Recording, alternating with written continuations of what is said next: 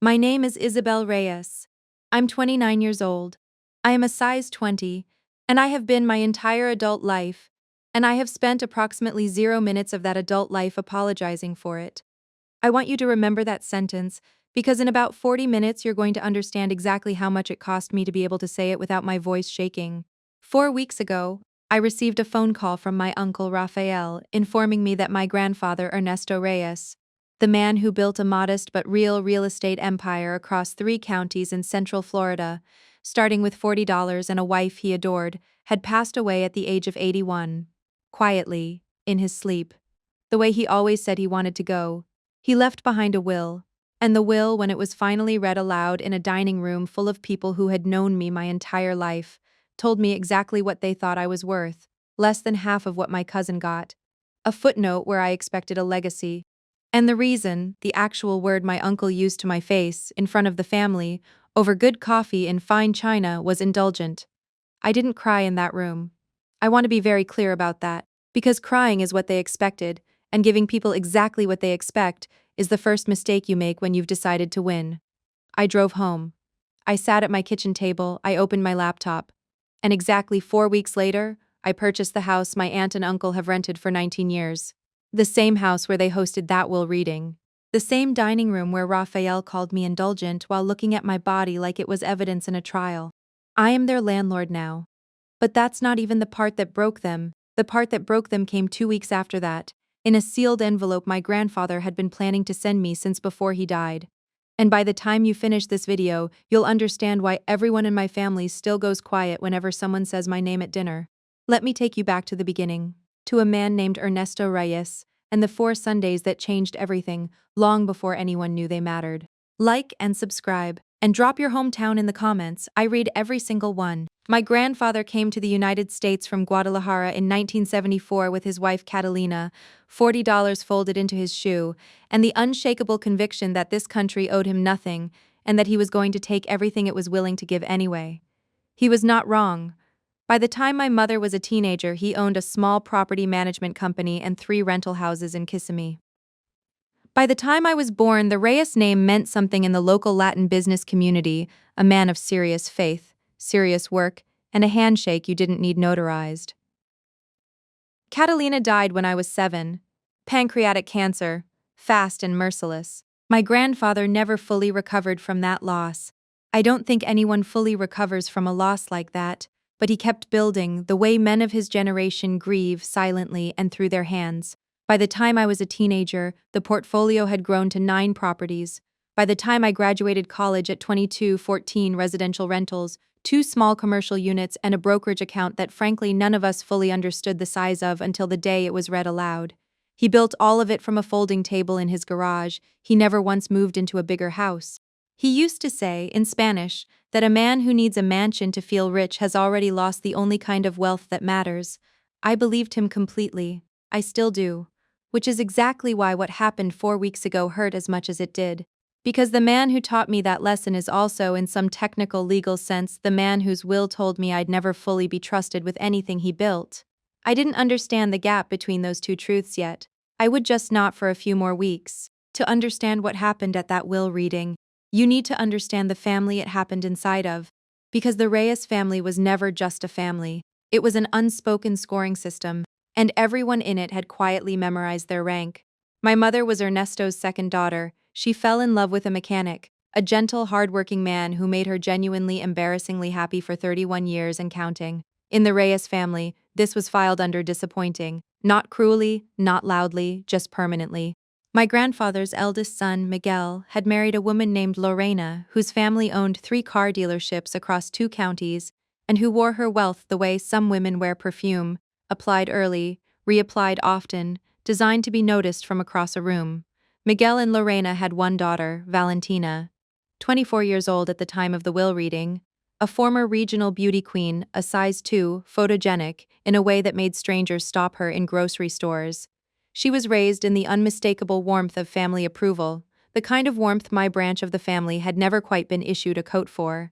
Valentina was not unkind. I want to be fair about that. Because this story has real villains, and she was never one of them. She was just someone who had never once been asked to notice the difference between being loved and being convenient. She had no relationship to the business, no interest in ledgers or leases or tax classifications, but she had the look the family had quietly decided mattered more. I was the opposite of Valentina on every axis except one. I was large, I was practical, and I was interested. Genuinely, hungrily interested in the business, in the numbers, in my grandfather's stories about Guadalajara. There's a particular kind of loneliness that comes from loving people who only notice you when you're useful. I lived inside that loneliness for most of my 20s, and I didn't even have the language for it yet. I just knew that at every Christmas dinner, the conversation found its way to Valentina's wedding plans, Valentina's modeling callback, Valentina's glow, while I sat 2 seats down doing math in my head about deferred maintenance costs. Nobody had asked me to calculate. One Christmas. I remember this with a clarity that still makes my jaw tighten. My Aunt Lorena watched me take a second helping of arroz con pollo and said lightly to the whole table, "Isabel really does enjoy her food, doesn't she? Must run on your father's side." Nobody laughed loudly. Nobody needed to. The silence that followed did all the work the laughter would have. I finished my plate. I always finished my plate. That was in its own small way the first declaration of war I ever made in that family, and none of them even noticed. At 23, on an ordinary Sunday visit, I noticed my grandfather's property records were kept in handwritten ledgers dating back 15 years. Beautiful penmanship, catastrophic organization. I asked if I could look through them. He said yes, with the expression of a man who had been quietly waiting years for someone, anyone, to ask. I spent 4 Sundays rebuilding his entire system into a proper spreadsheet, cross-referencing tax records, flagging 2 tenants whose leases had silently expired without renewal, and finding one property that had been sitting under the wrong tax classification for 7 years, a correction that saved him $11,000 in back tax adjustments. He thanked me warmly. He called me Mijalista, my clever girl. He also, I would learn much later, never once updated his will to reflect any of it. But here's the part of those Sundays that mattered more than any spreadsheet. He talked to me, really talked. About Guadalajara, about Catalina, about the terror of buying his first property with money he didn't fully have. He listened when I told him about the financial analysis certification I was studying for at night, after work, on my own dime, because nobody in that family had ever offered to pay for anything that wasn't a wedding or a quinceañera. Valentina, in that same stretch of years, got engaged, appeared in a regional lifestyle magazine wearing a dress that cost more than my monthly rent, and visited twice for Christmas with a photographer in tow. I kept showing up, not for an inheritance I never once thought about, because those Sunday mornings at his kitchen table with bad coffee and older paperwork were the only hours of my week where I felt fully, completely seen. There was something else, too. Something I noticed in his last 6 months and dismissed at the time.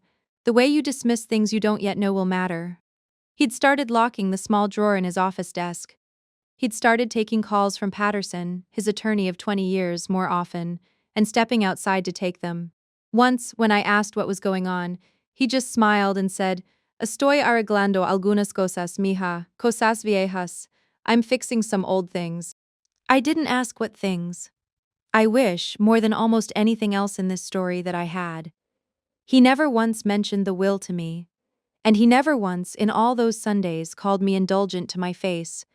That word was waiting for someone else to say it. Ernesto passed on a Tuesday morning in March. Quietly, in his own bed, in his own home, exactly the way he'd always said he wanted to go, surrounded by nothing but his own silence. I found out from Raphael's phone call. I remember sitting down on my kitchen floor, back against the cabinets, the phone still warm against my ear long after he'd hung up. The funeral was small and Catholic and full of people saying the things people say. He's with Catalina now. He had a good, long life. He built so much. He did build so much. And somewhere in the back of that church, watching my mother weep quietly into a tissue while Lorena dabbed at perfectly intact mascara, I found myself thinking about that locked drawer. About the increased calls to Patterson. About Cosas Viejas, old things he said he was fixing. I assumed, the way you assume things when you're grieving and want a simple story, that it had something to do with the business, property transfers, tax planning, something dry and administrative. I had no idea it had anything to do with me. The will reading was scheduled for the following Saturday at Raphael's house, because Raphael had the largest dining room and had, without anyone formally voting on it, become the family's unofficial center of gravity in his father's absence. I wore a black wrap dress and my good earrings. I told myself it was just a formality. I told myself I already knew more or less what was coming. A fair, reasonable division between two grandchildren who'd each had a different kind of relationship with the man. I had never been more wrong about anything in my life, and some small, cold part of me knew it the second I walked through that front door and saw how the room was already arranged. Valentina seated closest to the attorney, a box of tissues placed, almost theatrically, directly in front of her chair. Nobody had put tissues in front of mine. The attorney, a man named Patterson who had represented my grandfather for 20 years, read the will in the careful, neutral voice of a man who had clearly done this many times and understood exactly how much damage a will could do to a family if read poorly. He started with the smaller bequests: a watch to Miguel, Catalina's rosary to my mother, a modest cash gift to a cousin in Tampa nobody had seen in a decade. The room nodded along, soft and somber. Then he reached the main estate, and the temperature of the room changed without anyone saying a word. 14 properties, 2 commercial units, a brokerage account that, when Patterson read the number aloud, made my Aunt Miriam's hand fly to her chest. $890,000 to Valentina. 11 of the 14 properties, both commercial units. $680,000 of the account. I watched my cousin receive the full architecture of what our grandfather had spent 50 years building with an expression of pleasant, almost embarrassed bewilderment, like someone who'd been handed a gift she hadn't registered for and didn't quite know where to put. She made a small sound, not a gasp exactly, more like a satisfied exhale. Lorena squeezed her hand so hard her knuckles went white with triumph. Then Patterson turned the page to Isabel Reyes. 3 residential properties in Osceola County, 2 two-bedroom rentals in Kissimmee, and a small single-family home in St. Cloud, each with existing tenants. Combined assessed value, approximately $180,000, plus $210,000 liquid. I wrote the numbers in my notebook. My handwriting was very steady. I am proud of how steady it was, even now. Nobody made a sound. Nobody needed to. The silence in that room was its own verdict, delivered by people who had already decided the case before it was ever read. After Patterson gathered his papers and offered his condolences, the room dissolved into the soft choreography of post-grief gatherings: coffee poured, plates passed, quiet conversation in corners. I stood near the window, watching Valentina accept a hug from Lorena that looked less like comfort and more like coronation. Raphael appeared beside me with the subtlety of a man who had rehearsed his lines on the drive over. Isabel, a hand on my shoulder, gentle, practiced. I know this might be hard to hear, but your grandfather agonized over this. He really did. He loved you very much. I know he did. It's just, you know how it is. Valentina has a wedding coming, a whole life to build, and your grandfather worried between us that you might not be in the right headspace for managing something this size. You've always been a little. He paused, choosing the word with the precision of a man who thought he was being kind. Indulgent. I turned and looked at him directly. Raphael was 61, silver-haired, well-dressed, and had not once in the last decade reorganized a property ledger, corrected a tax filing, or sat across a kitchen table from his father on a Sunday morning. He had, however, attended every holiday dinner without fail, and always brought expensive wine and laughed loudest at his father's old jokes. Indulgent, I repeated. I don't mean it harshly. You've always had a big personality, a big appetite for life. His eyes dropped to my body when he said appetite. Half a second. He probably thought I hadn't noticed. I noticed everything. Thank you for explaining, I said, and I want you to remember exactly how calm my voice was in that moment, because that calm is the part of this story that should frighten people. I didn't argue, I didn't cry. I found my mother, kissed her cheek, and drove home in total silence with the radio off, the kind of silence that isn't empty, the kind that's busy building something. I sat down at my kitchen table. I opened my laptop. What none of them understood, what none of them had ever bothered to ask, was that I had spent 5 years quietly becoming someone they had no information about whatsoever. And in about 10 minutes, you're going to understand exactly how much that ignorance was about to cost them. If you've ever been underestimated by your own family, I want you to comment one word below, which one. I'll be reading. Here's what my family did not know about me, because families rarely know the things about you that happen quietly, in the hours when no one is watching to score you for them. That financial analysis certification I studied for on my own time. After work, While Valentina was choosing centerpiece colors, it turned into a junior analyst position at a mid-size investment firm in Orlando. The position turned into a specialty in distressed real estate assets, the unglamorous, unsexy corner of the market that nobody at a Reyes family Christmas would ever think to ask me about. The specialty turned into a quiet sideline of my own, small, careful, methodical acquisitions of undervalued residential properties, held short-term, refinanced, or sold at margin. I had done this 4 times by the time my grandfather died. None of the deals were flashy. All of the profits were real. My supervisor, a sharp, no-nonsense woman named Denise who had clawed her own way up from nothing, used to tell me, "Isabel, you have the most dangerous skill in this business, patience. Everyone else wants the win today. You're willing to wait for the right one." When I received my inheritance, the 3 tired little Kissimmee properties and the $210,000 my family considered a consolation prize, my family saw an apology dressed up as a gift. I saw a capital injection. I want you to sit with that contrast for a second, because it's the entire engine of what's about to happen. They looked at the same numbers I did and saw a closing door. I looked at them and saw the exact amount of leverage I needed to open one.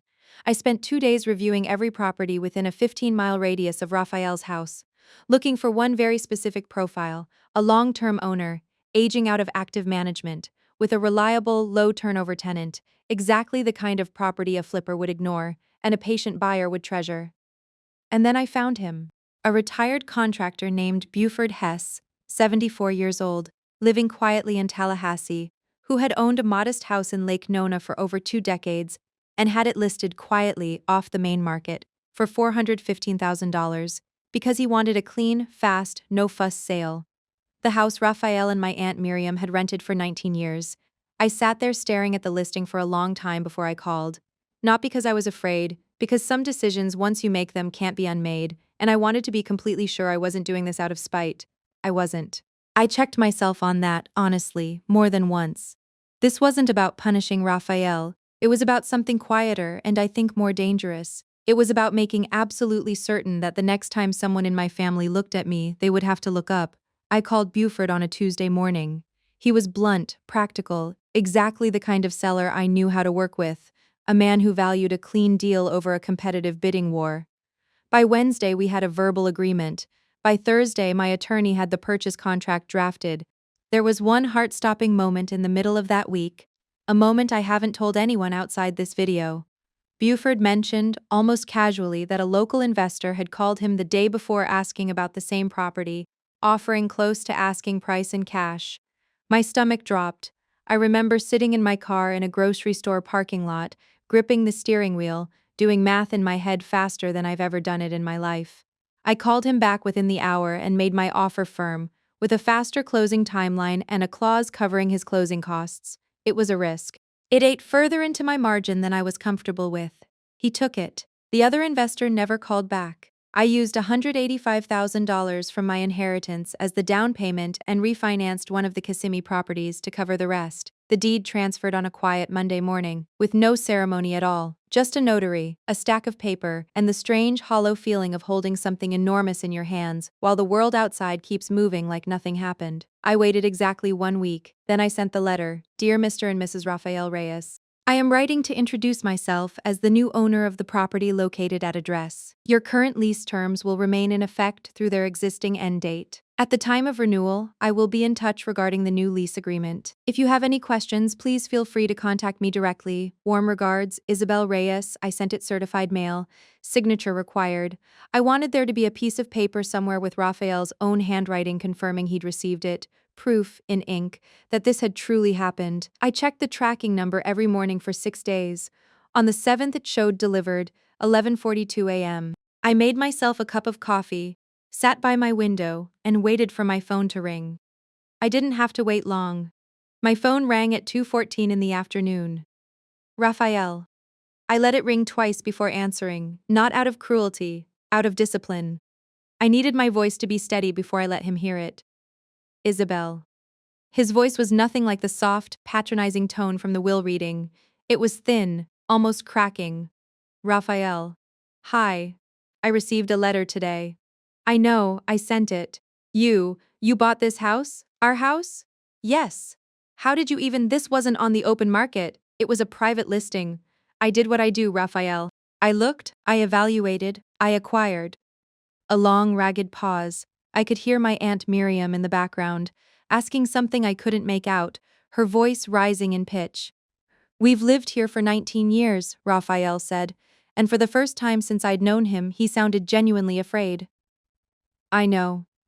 I checked the rental history before I made the offer. You've been excellent tenants. Very consistent. That's actually part of why I found the property so attractive. Isabel, this is you can't just. I'm your landlord, Raphael. That's a legal fact now, not an opinion. Your lease terms don't change until renewal. I'm not interested in removing you from your home. I let that land for a second before continuing. I'm interested in something else. What? An apology, a real one. You called me indulgent at my own grandfather's will reading. You looked at my body while you said the word appetite, and you used both of those things to explain out loud in front of our entire family why I deserved less than a woman who has never once opened a property ledger in her life. I want you to say what you actually meant, not the polished version, the real one. Silence. I let it stretch. I have never in my life let a silence stretch as long as I let that one stretch. I didn't mean it the way it sounded. He finally said, "How did you mean it?" Another silence, even longer. I suppose I wasn't thinking about it carefully. No, you weren't. You were thinking about what I looked like, and you made an assumption about the kind of person that made me. And you were wrong. Every part of it was wrong. I'm the reason that company saved $11,000 on back taxes in 2021. I'm the reason 3 of your father's leases didn't lapse into nothing. I was at his kitchen table every single Sunday for 6 years, Raphael. Where were you? He didn't answer. I heard him breathe, once, twice, unsteady. I know, he said at last very quietly. I know, good. Isabel, the lease renewal. What are you planning to? Fair market rate. Nothing more, nothing less. I'm not here to punish you. I'm here to be acknowledged. Those are 2 very different things, and I need you to understand the difference before we talk again. A long breath on his end. Then, almost involuntarily, your grandfather would have been proud of you. It landed differently than he probably intended. Softer. Like something that had been sitting in his chest for a long time, waiting for permission to come out. I know, I told him. He would have. Maybe someday, you can be too. I hung up. My hands were shaking slightly, finally, now that there was no one left to perform calm for. Within the hour, my phone lit up twice more. A panicked, half-coherent voicemail from Miriam, asking if there had been some kind of mistake with the paperwork. And then a text from my mother, 3 words, no punctuation, the kind of message that tells you everything. I'm so proud. The real shock, though, the one nobody in my family was prepared for, the one even I wasn't fully prepared for, was still 17 days away. Because 2 weeks after that phone call, Patterson's office called me with a message I genuinely did not see coming, and it would change everything I thought I understood about the man who'd raised me on Sundays. I almost didn't pick up. Unknown Orlando number. A Tuesday afternoon. The kind of call I usually let go to voicemail. It was Patterson's paralegal. Ms. Reyes? There's a supplementary item from your grandfather's estate that's just cleared its filing period. Mr. Patterson would like you to come in. I had no idea what that meant. I sat in the parking lot of his office for almost 5 full minutes before I could make myself go inside. Patterson met me himself this time. No assistant, just the 2 of us in a small conference room, with a single sealed envelope on the table between us, my name written across the front in my grandfather's unmistakable, slanted handwriting. Your grandfather came to me about 8 months before he passed, Patterson said, choosing his words with visible care. He told me he'd realized something he wanted to correct in his estate, but he wanted to do it carefully, separately from the main will, and only released after enough time had passed for things to settle. He was very specific about the waiting period, he said, and I'm quoting him directly, I want to see if she does it without help first. I didn't understand yet. I just stared at the envelope. He also left this with me, Patterson said, sliding a second thinner folder across the table. It's the deed to a property he purchased privately, 22 years ago under a separate holding company that was never part of the public estate. A small commercial unit in downtown Kissimmee. He never told anyone, not Miguel, not Raphael, not even his own accountant, until the very end. He told me he bought it the year you were born, and that he always intended for it to be yours. He just never got around to formalizing it the normal way. And then he ran out of time. I opened the envelope with hands that were not steady, no performance left in them at all. The letter was short. He was never a man of many words on paper. He saved his words for kitchen tables and Sunday mornings. But it said enough. Mija lista, if you're reading this, it means you didn't need anyone's permission to land on your feet, and that you found this on your own time, in your own way, which is exactly how I wanted it. I should have fixed the will sooner. I was an old man set in old ways, and I told myself there was time. There wasn't. This won't undo what the others received, and I don't want it to. That division was my mistake, not yours to fix. But I want you to know that every Sunday, every spreadsheet, every number you found that I'd missed, I saw it. I saw all of it. You were never indulgent. You were the only one paying attention. Use this however you see fit. I trust you completely. I always have. Abuelo. I sat in that conference room and cried for the first time since this entire story began, not from sadness, from the strange, overwhelming relief of being seen, finally, fully by the one person whose opinion had quietly mattered more than all the others combined, even after he was gone. The commercial unit, once appraised, came in at just over $160,000 in equity. Combined with the house in Lake Nona, that put my total holdings at 4 properties in just over a month. Built almost entirely from a consolation prize my family had assumed I was too indulgent to manage. I didn't tell Raphael about the letter. I didn't tell Valentina. Some things I decided were mine to keep. Not as a weapon, but as something private and whole, finally, that nobody could reinterpret or diminish for me. Valentina called the following week, not hostile. Genuinely, quietly confused. Isabel, how did you even do that? How did you know about the house before anyone else?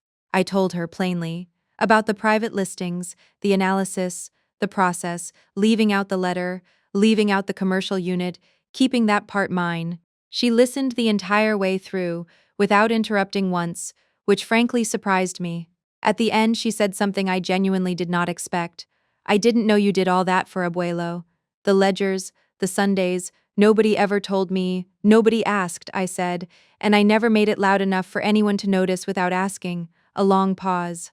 I should have come more. I think I always knew that, and I just let myself not think about it too hard. Yes, I said, you should have. I wasn't going to soften that for her. Some truths only do their job if you let them land at full weight. Then she asked the question I really didn't expect. Can you teach me any of it? I don't even know what a lease actually says when I sign one. I've never once looked. It wasn't the question I'd braced for. It also wasn't one I could bring myself to say no to. Because underneath the beauty queen sash and the family's adoration, Valentina had her own quiet version of being unseen. Nobody had ever asked her to be anything other than decorative. Nobody had ever once asked if she wanted to be more. Sunday, I told her. Bring coffee. She came.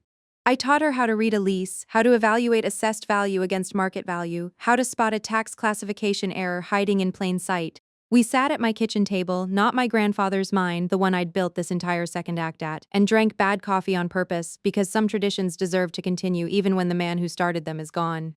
It's been just over a year since that will reading.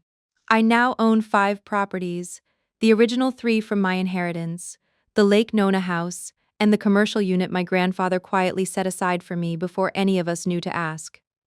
Raphael renewed his lease at fair market rate, exactly as I promised. We don't talk often, but when we do, there's a different register to his voice now. Careful, respectful, the way you talk to someone you've finally, properly measured.